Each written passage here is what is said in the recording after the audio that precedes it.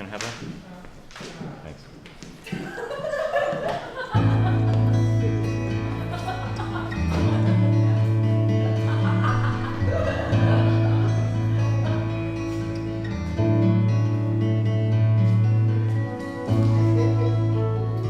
I came of age, I guess, in the grunge era, in the 1990s.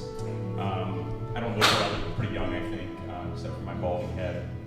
But and that was an important time for me. Like, the music that was coming out in that time defined, I think, my generation at least. And that one particular band was Nirvana, I think.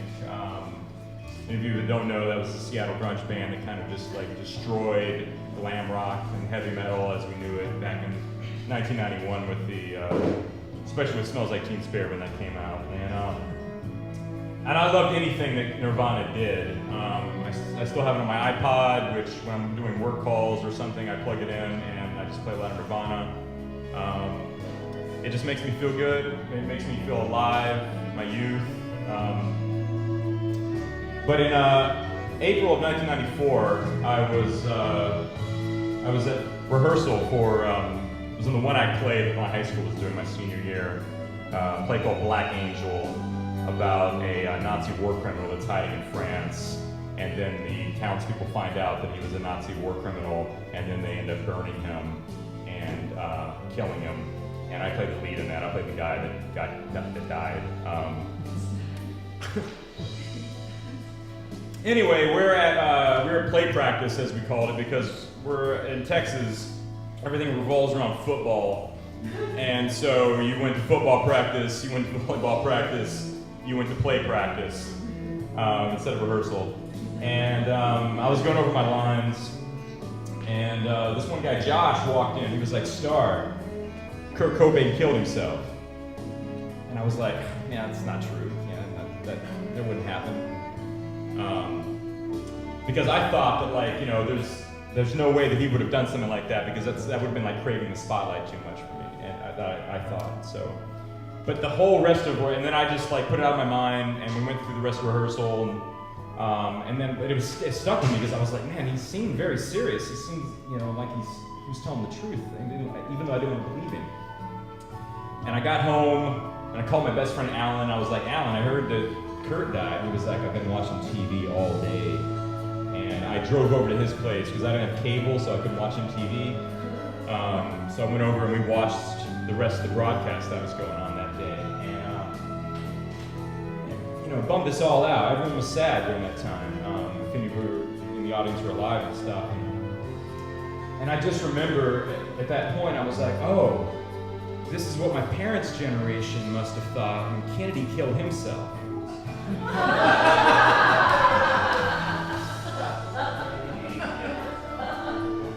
Yeah, and neither did Kurt Cobain, okay? So you have to show up with not his death.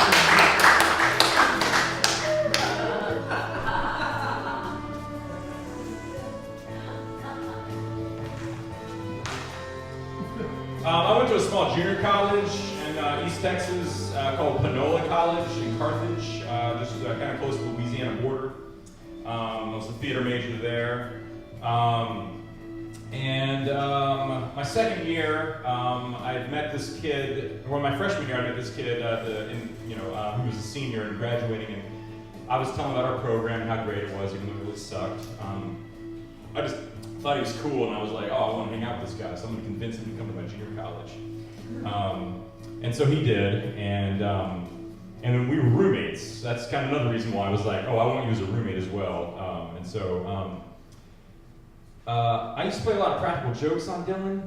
Or not practical jokes, I would just scare the living shit out of him multiple times during the day or during the week. The first thing I did was I hid behind his area of the dorm room with a balloon. And when he came in, I just jumped out and popped the balloon and was like, ah! And it scared him. And then I started escalating it. We had drawers under our bed, and I got into one of the drawers and then put clothes over me because I had a very messy room, and I still do to this day. but it didn't look like I was laying in the bed, and so I was like hiding, and he came in, and I jumped up, because he thought I was alone, and I jumped up and scared him. He was getting very nervous around me, actually, but I just continued to do this. There was one time, we had a communal shower in our dorm room, and we brought some black lights into our dorm room, these long fluorescent black lights that we left on for like 24 hours a day. Does kind of mess with your eyesight. So I took that, it was a long rectangular box, and he's taking a shower, and so I just ran in there and sort of just banged in the box like against the walls, like back and forth, and he's naked and like cowering in the corner while I'm just like, ah! So he came to really distrust me a lot. There was one time he got stoned, which he never did. He never really did that many drugs, but he got stoned this one night, came back to the dorm room, and I was doing my homework at his desk for some reason. And he was laying in his bed, and I knew he was stoned, and so I just waited for things to calm down, and then I turned to him and I was like, Dylan, have you ever thought about sucking a man's dick before? His reaction was no, and I should get away from him, and that maybe I was, gay, and I was like, no, I'm very calm. I was like, no, I'm not. I'm just wondering if you ever thought about sucking a man's dick before. I mean, I have, just thought about it, and then he left. He left the room after that, and then I never mentioned that again ever to him. That never came up in conversation ever again between us. And then there was this one time when I pretended to be asleep in my room, and he came in, and this other guy was with him, a friend of ours. And when they came in, the other friend was like, oh, Starr's asleep. And Dylan said, no, Starr never sleeps. I didn't do anything that time. I just lay there quietly, because I had to prove that I do sleep sometimes. I graduated, went off to the University of Oklahoma, and Dylan went to a school in Dallas, finished out his degree, and then about 2002, he died. I miss him. He was in the final rounds for whatever year the Real World was going to be that year. He was there's an ad going on. He was a beautiful man, very could have been a model, and so this year we were collecting donations for the Bad Theater Fest, and his dad gave us some money and asked that this be in a memory of Dylan Sawyer, and so yeah, this was for you, Dylan.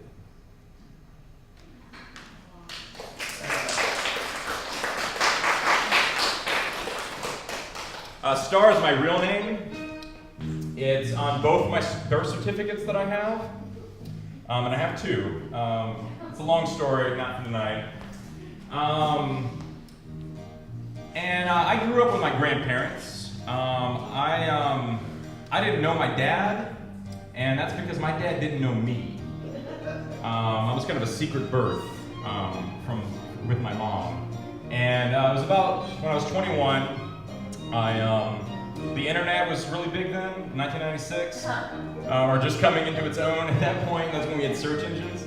And so me and one of my older brothers, we looked him up online, we found an address, and I was like, well, it looks like all the information my mom had given me. And so I wrote him a letter, and I said, hey, you might want to sit down for this. I'm your son, you remember this woman, Cynthia Kendall, blah, blah, blah. And his reaction was, I was right. Because he had suspected that she was pregnant with me back in the 70s. And so he went back to Oregon, lived his life, got married, had another kid, and then 21 years later, I showed up at his door, and I'm the spitting image of him. I have two other brothers through him, different moms, and they look more like their mothers do, and the long lost son is the one that looks almost like his twin. I was once mistaken for his brother. His name was Daryl Salvatore Losa. I'm Puerto Italian. That's where my friend Alexis right there.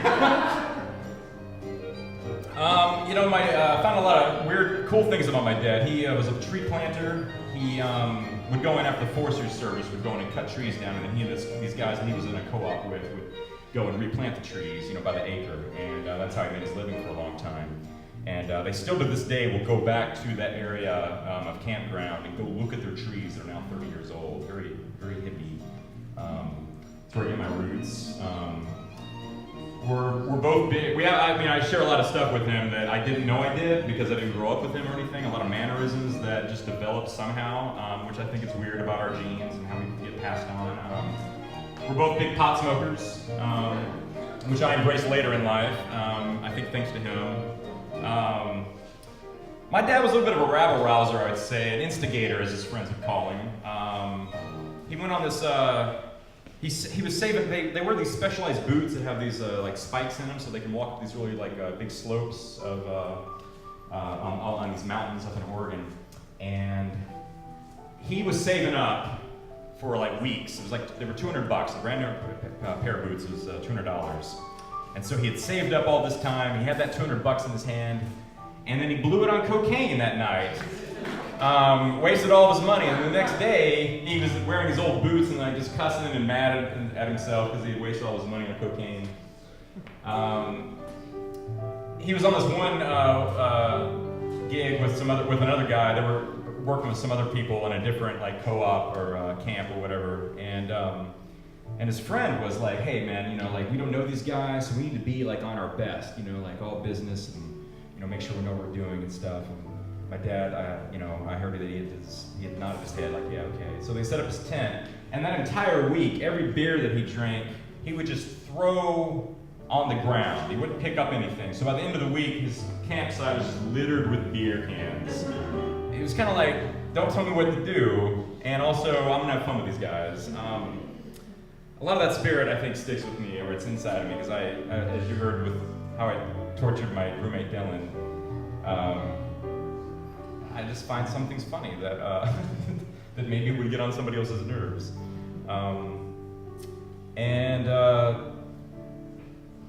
Another little sad part is that after knowing him for 12 years, he died. He had an aneurysm, and sorry, it was what's one of the other kind of brain? Stroke. Yes, he had a stroke one day, and they thought he was going to get better, but then he might be just let himself go, and so a few years back, and so I was more upset for his friends because I'd only known him for a short time, but his friends had known him for decades. And every time they looked at me, they would just start crying because they saw all of Daryl inside of me. Which is good to know that he's still he's still here through me and through my brothers and through his grandkids.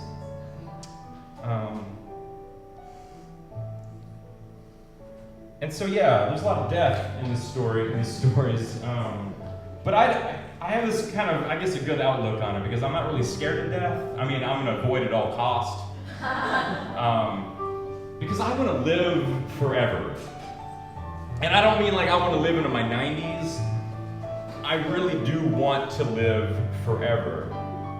I want to see the sun in 5 billion years engulf the earth. I want to see how it all happens, how it all turns out. I mean, it's not going to happen, but, one can hope.